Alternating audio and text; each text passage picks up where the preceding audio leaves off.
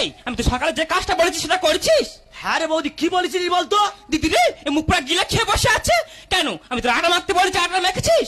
তুই আটা মারতে বলে হ্যাঁ। বৌদি, তুই 2 মিনিট দাঁড়িয়ে তোর আটা মেখে দেখে দিচ্ছে।